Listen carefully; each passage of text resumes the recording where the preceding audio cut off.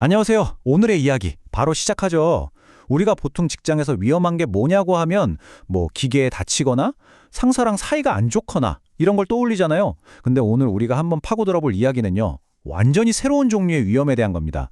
바로 회사 바깥, 우리랑 아무런 고용 관계도 없는 사람들에게서 오는 위협이죠.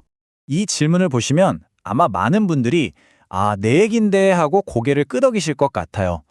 내가 서비스를 제공하는 입장에서 아니면 그냥 내 할 일을 하고 있었을 뿐인데 고객이나 민원인의 도를 넘는 요구, 심지어는 폭언에 그대로 노출됐던 경험. 이거요. 그냥 그 나라로 기분 나빴다 하고 끝날 문제가 절대 아니거든요. 이 숫자 좀 보세요. 740만 명. 우리나라에서만 최대 740만 명. 전체 임금 근로자의 40%가 넘는 사람들이 바로 이런 감정 노동에 종사하고 있다고 합니다. 이게 무슨 뜻일까요? 방금 제가 드렸던 그 개인적인 질문이 사실은 우리 사회의 어마어마한 거의 절반에 가까운 사람들의 일상이라는 거죠. 자, 그럼 이 문제를 본격적으로 한번 파헤쳐 보겠습니다. 첫 번째 파트입니다. 바로 새로운 직장 내 위험. 이제 괴롭힘은요, 조직 안에서만 일어나는 게 아닙니다. 조직의 경계를 넘어 외부에서 안으로 날아오는 칼날이 되고 있어요. 오늘 이야기의 핵심 키워드가 바로 이겁니다. 외부적 괴롭힘. 말 그대로 고객, 민원인, 심지어는 협력업체 직원처럼 나랑 직접적인 고용관계가 없는 제3자가 근로자에게 가하는 모든 형태의 부당한 행위를 포함하는 아주 넓은 개념이라고 보시면 됩니다. 이 외부적 괴롭힘도요. 얼굴이 하나가 아니에요. 크게 세 가지로 나눠볼 수 있는데요. 첫 번째는 제3자 괴롭힘. 이건 방문객이든 배달기사든 모든 외부인에게서 올 수 있는 가장 넓은 의미의 괴롭힘이고요. 두 번째가 우리에게 아주 익숙한 고객 괴롭힘입니다. 내가 돈 내는데 이 정도도 못해? 하는 그 고객은 왕이라는 잘못된 생각에서 비롯되는 거죠. 그리고 마지막으로 아예 작정하고 업무를 마비시키려는 악성 민원이 있습니다. 이 셋의 공통점이 뭔지 아세요? 바로 직원의 영혼을 조금씩 아주 처참하게 갉아먹는다는 겁니다. 그렇다면 이런 괴롭힘, 이게 도대체 개인과 조직에 어떤 상처를 남기는 걸까요? 두 번째 파트, 숨겨진 심리적 비용에 대해 알아보겠습니다. 이건 정말 오늘 좀 힘든 하루였네 정도로 넘어갈 문제가 아닙니다. 여기서 정말 중요한 개념이 하나 나옵니다. 바로 제도적 배신. 한번 상상해 보세요. 고객한테 말도 안 되는 일을 당했는데 마땅히 내 편이 되어주고 나를 보호해줘야 할 회사가 오히려 네가 참아, 고객님께 사과드려 라고 하는 상황. 바로 그때 직원이 느끼는 그 감정, 나는 이 조직에게 버려졌구나 하는 그 깊은 배신감. 그게 바로 제도적 배신입니다. 이 제도적 배신이라는 건요, 그냥 한 사람의 상처에서 끝나면 그나마 다행일 텐데 그렇지가 않아요. 이 슬라이드에서 보시는 것처럼 조직 전체를 무너뜨리는 무서운 도미노가 시작됩니다. 처음엔 한 개인의 소진으로 시작하지만 이게 곧 나쁜 직무 태도로 이어지고 결국엔 우리 회사는 글렀어 하는 조직 전체에 대한 냉소주의로 번지죠. 마지막엔 어떨까요?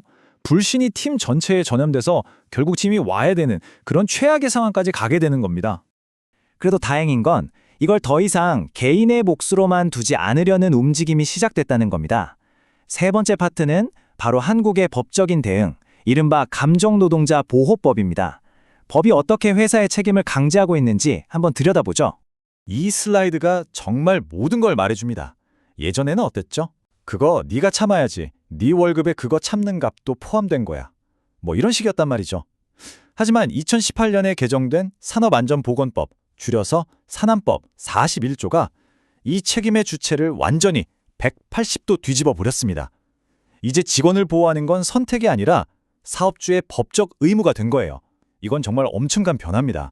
법이라는 게 그냥 잘해라 하고 끝나는 게 아니죠. 아주 구체적인 행동을 요구합니다. 여기 보시면 먼저 일이 터지기 전 예방 의무가 있어요. 그냥 친절하게 응대해라가 아니라 폭언하면 안 된다는 문구를 딱 붙여놓고 구체적인 대응 매뉴얼도 만들고 직원들에게 당신은 보호받을 권리가 있다고 교육까지 시켜야 합니다. 그리고 만약 일이 터졌다, 그럼 사후 조치 의무가 바로 따라옵니다. 직원을 그 자리에서 즉시 분리시키고 상담이나 치료, 법적 지원까지 다 해줘야 하죠. 그리고 제일 중요한 거, 이걸 신고했다고 직원에게 불이익을 주면 그건 절대 안 됩니다. 이걸 어기면 과태료는 물론이고 형사처벌까지도 받을 수 있습니다. 자, 한국의 법도 물론 중요하지만 사실 이 문제는 전 세계가 함께 풀어야 할 숙제거든요. 네 번째 파트에서는 법의 테두리를 넘어서 다른 나라나 좀 앞서가는 기업들은 어떤 기발한 해결책들을 내놓고 있는지 살펴보겠습니다. 이 타임라인을 한번 쭉 보세요. 2018년 한국을 필두로 2025년이 되면 영국에서는 단 한 번의 외부인 괴롭힘만 발생해도 회사가 책임을 져야 하는 아주 강력한 법이 시행됩니다. 일본 도쿄 역시 카사하라, 우리말로 하면 고객 갑질을 막기 위한 조례를 만들었고요. 이게 뭘 의미할까요? 그렇죠. 직원을 보호하는 게 이제 선택이 아니라 글로벌 스탠다드가 되어가고 있다는 명백한 신호입니다. 특히 일본의 방식이 아주 흥미롭습니다. 직원 보호 의무를 제대로 안 지킨 기업의 이름을 그냥 공개해버리는 거예요. 법적인 처벌도 물론 무섭지만 시장에서 저 회사는 직원 막대하는 곳이래 하는 평판 리스트, 즉 낙인이 찍히는 걸 활용하는 아주 영리한 방법인 거죠.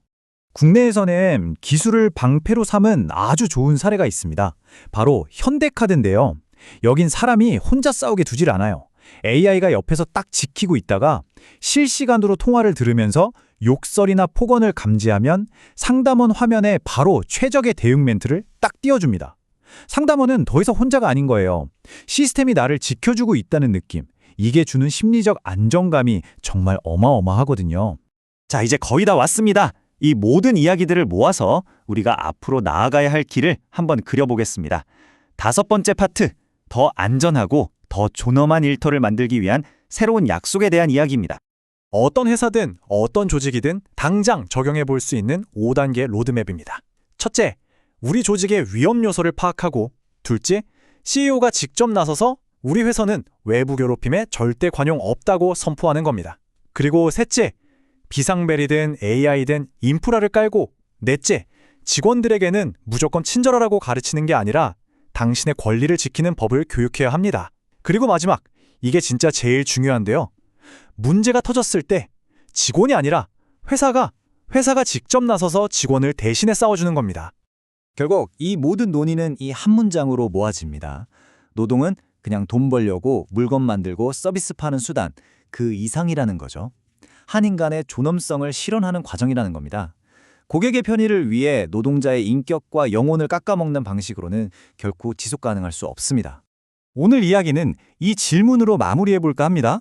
이 질문은요, 직원에게도, 관리자에게도, 그리고 어쩌면 가장 중요하게는 고객인 우리 모두에게 던져지는 질문입니다. 카운터 너머, 전화선 너머, 혹은 모니터 화면 너머에 있는 그 사람을 위해 우리가 지금 당장 할 수 있는 아주 작은 존중의 표현은 과연 무엇일까요? 각자의 자리에서 한 번쯤 꼭 생각해 보시면 좋겠습니다.